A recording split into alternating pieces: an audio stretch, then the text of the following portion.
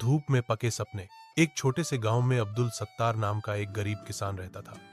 उसके पास न ज्यादा जमीन थी, न पैसा, सिर्फ एक पुरानी बैलगाड़ी, कुछ औजार और एक छोटी सी झोपड़ी। लेकिन उसके पास था इरादा, मेहनत और उम्मीद। हर सुबह सूरज निकलने से पहले वह खेतों में निकल जाता। सर्दी, गर्मी, धूप, बारिश सब झेलता, मगर कभी हार नहीं मानी। उसकी बीवी सालों पहले चल बसी थी और इकलौता बेटा शहर जाकर कहीं गुम हो गया। अब्दुल सत्तार अकेला रह गया, मगर टूटा नहीं। एक दिन मेरी किस्मत जरूर बदलेगी, वह रोज खुद से कहता।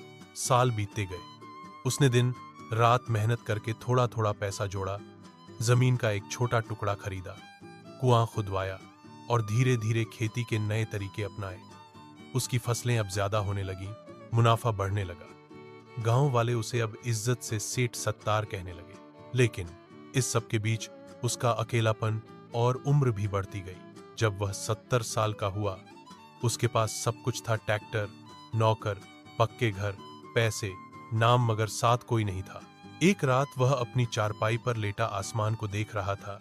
सांसें धीमी हो चुकी थीं। उसने आंखें बंद कीं और बुदबुदाया। आज समझ आया कि असली दौलत क्या होती है। और अफसोस, जब समझ आया तब वक्त ही नहीं बचा। अगली सुबह जब नौकर उसे उठाने आया तो अब्दुल सत्तार इस दुनिया को छोड़ चुका था। उसने जाते जाते सिर्फ एक बात कही थी, जिस दिन लगा कि मैं करोड़पति बन गया हूं, उसी दिन महसूस हुआ कि जिंदगी तो बहुत पहले ही मुझसे रूठ गई थी। सीख, इस कहानी से हमें यह सीखने को मिलता है कि मेहनत करना जरूरी है, मगर साथ साथ जिंदगी के रिश्तों, सुकून और पल को जीना भी उतना ही जरूरी है। क्योंकि पैसा तो फिर से आ सकता है, समय और अपनों के पल नहीं।